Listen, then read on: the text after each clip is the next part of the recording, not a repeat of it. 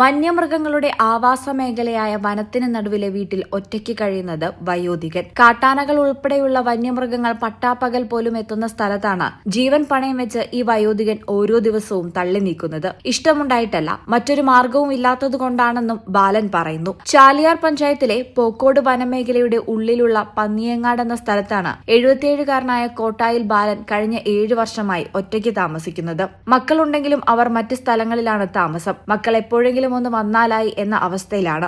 ഭാര്യ മരിച്ചിട്ട് 30 വർഷമായി എന്ന് ബാലൻ പറയുന്നു. അതിനുശേഷം തന്റെ ജീവിതം ഒറ്റപ്പെട്ടു പോയ അവസ്ഥയിലാണ്. സ്വന്തമായി ഉണ്ടായിരുന്ന ഒറ്റമുറി വീട് തകർന്നതോടെ മറ്റൊരു മാർഗവും ഇല്ലാത്ത അവസ്ഥയിലായിരുന്നു. ബാലന്റെ ദയനീയാവസ്ഥ കണ്ട് ഇപ്പോൾ മൈലാടിയിൽ താമസിക്കുന്ന മഞ്ചേരിപ്പറമ്പൻ ഇന്ദിര തന്റെ പന്നിയങ്ങാടുള്ള പഴയ വീട് വാടക പോലും വാങ്ങാതെ ബാലന് താമസിക്കാൻ നൽകുകയായിരുന്നു. സംസ്ഥാന സർക്കാർ നൽകുന്ന ക്ഷേമ പെൻഷൻ മാത്രമാണ് ബാലന്റെ ഏക വരുമാന മാർഗം. പ്രായാധിക്യം മൂലം പണിക്ക് പോകാനും കഴിയില്ല. വനം വകുപ്പ് നവകിരണം പദ്ധതിയിൽ ഉൾപ്പെടുത്തി പോക്കോട് വനമേഖലയായാൽ ചുറ്റപ്പെട്ടു കിടക്കുന്ന പന്നിയങ്ങാട്, പോക്കോട്, വടക്കേ പെരുമുണ്ട, തണ്ണിപ്പൊയിൽ, ചരിയങ്കുത്ത് ഭാഗങ്ങളിലെ കുടുംബങ്ങളുടെ ഭൂമി പണം നൽകാമെന്ന ഉറപ്പിൽ വാങ്ങിയിട്ട് 6 വർഷമായി. ഒരു കുടുംബത്തിന് 15 ലക്ഷം നൽകാമെന്നായിരുന്നു ഉറപ്പ്. വനം വകുപ്പിന് ഭൂമി നൽകി 6 വർഷമായിട്ടും ഇതിൽ നിരവധി കുടുംബങ്ങൾക്ക് ഇനിയും പണം നൽകിയിട്ടില്ല. പന്നിയങ്ങാടുള്ള കുടുംബങ്ങൾ വനം വകുപ്പിന് ഭൂമി കൈമാറിയതിനാൽ മറ്റ് സ്ഥലങ്ങളിലേക്ക് വാടക വീടെടുത്ത് താമസവും മാറ്റി. ഇതോടെയാണ് ബാലൻ വനത്തിന് സമീപത്തെ വീട്ടിൽ ഒറ്റയ്ക്കായത്. രാത്രിയായാൽ പതിവ് തെറ്റാതെ വീട്ടുമുറ്റത്തേക്ക് എത്തുന്ന കാട്ടാനയാണ് ബാലന്റെ ഇപ്പോഴത്തെ ഏക അയൽവാസി. വൈദ്യുതി കണക്ഷൻ വിച്ഛേദിച്ചതിനാൽ ഈ വീട്ടിൽ രാത്രി മെഴുകുതിരി വെളിച്ചം മാത്രമാണ് ബാലന്റെ ആശ്രയം. കാട്ടാന എന്നും എത്തുന്നുണ്ടെങ്കിലും ഇതുവരെ ഉപദ്രവമൊന്നും ഉണ്ടായിട്ടില്ലെന്നും സമീപത്തെ ചോലയിൽ നിന്നും വെള്ളം കുടിച്ചു മടങ്ങാറാണ് പതിവെന്നും ഏതു സമയവും ആനയുടെ ആക്രമണം ഉണ്ടാവുമെന്ന് ഭയമുണ്ടെന്നും ബാലൻ പറയുന്നു. ബാലന്റെ ദയനീയാവസ്ഥ നേരിൽ കണ്ട് മൈലാടി സ്വദേശി പൂവാടി സിദ്ധാർത്ഥൻ ബാലനെ സുരക്ഷിതമായി വൃദ്ധസദനത്തിൽ എത്തിക്കാനുള്ള ശ്രമത്തിലാണ്. വടപുറത്തെ ഗാന്ധി ഭവൻ വൃദ്ധസദനത്തിന്റെ നടത്തിപ്പുകാരുമായി സംസാരിച്ചുവെന്നും അവർ ബാലനെ ഏറ്റെടുക്കാൻ സന്നദ്ധത അറിയിച്ചതായും സിദ്ധാർത്ഥൻ പറയുന്നു. ഇതിനായി ഗ്രാമപഞ്ചായത്ത് അംഗവുമായി ബന്ധപ്പെട്ട് നടപടികൾ എടുത്തിട്ടുണ്ട്. ഇനി മക്കൾ കൂടി നിലമ്പൂർ പോലീസ് സ്റ്റേഷനിലെത്തി വൃദ്ധസദനത്തിലേക്ക് മാറ്റാനുള്ള നടപടികൾ പൂർത്തീകരിക്കണം. ബാലൻ കാട്ടിനുള്ളിലെ വീട്ടിൽ ഒറ്റയ്ക്ക് കഴിയുന്നത് അപകടകരമാണെന്ന് സിദ്ധാർത്ഥൻ പറയുന്നു. മണ്ണുപ്പാടത്തെ പലചരക്ക് കടയിൽ ബാലന് ആവശ്യമായ സാധനങ്ങൾ നൽകാൻ സിദ്ധാർത്ഥൻ ഏർപ്പാടാക്കിയിട്ടുണ്ട്. വനത്താൽ ചുറ്റപ്പെട്ട സ്ഥലത്ത് ഒറ്റയ്ക്ക് താമസിക്കുന്ന ബാലൻ എന്ന വയോധികന്റെ ജീവൻ അത്ര സുരക്ഷിതമല്ലെന്നാണ് സിദ്ധാർത്ഥൻ പറയുന്നത്. അതിനാൽ തന്നെ ബന്ധപ്പെട്ടവർ കാര്യക്ഷമമായ ഇടപെടൽ നടത്തി വൃദ്ധസദനത്തിലേക്ക് മാറ്റണമെന്നും ഏതു സമയവും കാട്ടാനാക്രമണത്തിന് ഇരയാക്കാവുന്ന അവസ്ഥയിലാണ് വയോധികനെന്നും സിദ്ധാർത്ഥൻ കൂട്ടിച്ചേർത്തു. ബാലേട്ടൻ്റെ സ്ഥിതി എന്താണെന്ന് ചോദിച്ചാൽ, ഇത്രയും സ്ഥലത്ത് കുറേ വീടുകളുണ്ടായിരുന്നു ആദ്യം. ഒക്കെ ഇപ്പോൾ ഫോറസ്റ്റ് ഏറ്റെടുത്ത് പോകുന്ന പരിപാടി ഉണ്ടല്ലോ ഗവൺമെൻറ്. അങ്ങനെ കുറേ ആൾക്കാർ പോയി.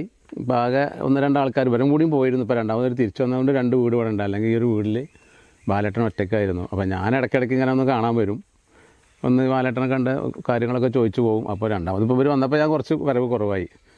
എന്തായാലും മക്കളൊക്കെ ഇപ്പോൾ അവർക്കും വേറെ 2 ആമക്കളും ഒരു പെണ്ണാണുള്ളത്. പെൺകുട്ടി കല്യാണം കഴിച്ചാണ്. പിന്നെ അപ്പോൾ ആകെയുള്ളത് 2 ആമക്കളാണ്.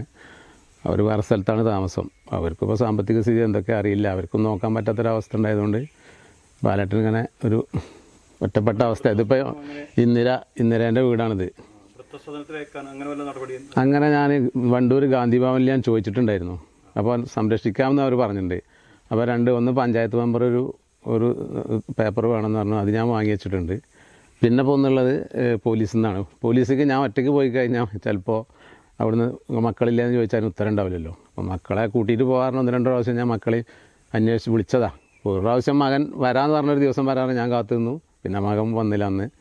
പിന്നീട് ഒരു ദിവസം ആകാമെന്നാവും പറഞ്ഞു. പിന്നെ എനിക്കും പറ്റാത്തൊരവസ്ഥ ഒക്കെ ഉണ്ടായതുകൊണ്ട് കുറച്ച് ദിവസമായിട്ട് ഇപ്പോൾ അങ്ങനെ നിൽക്കുകയാണ്.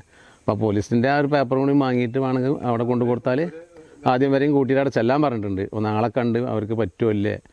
പിന്നെ അത് അങ്ങനെയല്ല. അപ്പോൾ എന്തെങ്കിലും ഒരു പ്രശ്നം ഉണ്ടെങ്കിൽ തിരിച്ചു കൊണ്ടുവന്ന് നമ്മൾ സംരക്ഷിക്കുക എന്നുള്ളൊരു അത് പേപ്പർ അവർക്ക് എഴുതി കൊടുക്കണം എന്ന് പറഞ്ഞാൽ അത് മക്കൾക്കല്ലേ പറ്റുള്ളൂ. അപ്പം അങ്ങനെയൊക്കെ ഒരു അവസ്ഥ ഉണ്ട്.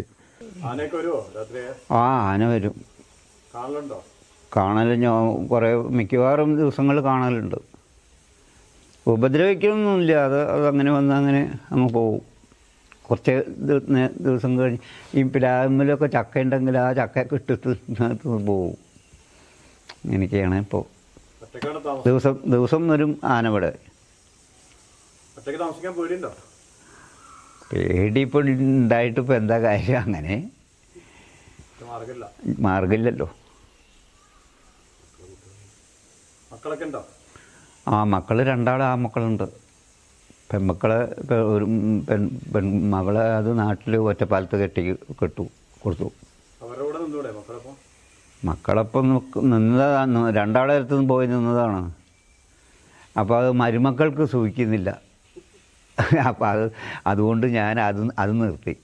അതുകൊണ്ടാണ് പോകാത്തത്, വേറെ ഒന്നല്ല, വേറെ ഒരു കുഴപ്പമില്ല. അവർക്കിപ്പോൾ എന്നെ നോക്കാനുള്ള ഇതില്ല, അതാണ് അതിൻ്റെ ചുരുക്കം. അപ്പോൾ പിന്നെ ഞാൻ അങ്ങോട്ട് പോകില്ല. അപ്പോൾ ഈ ചാനൽ ചാലിയാർ.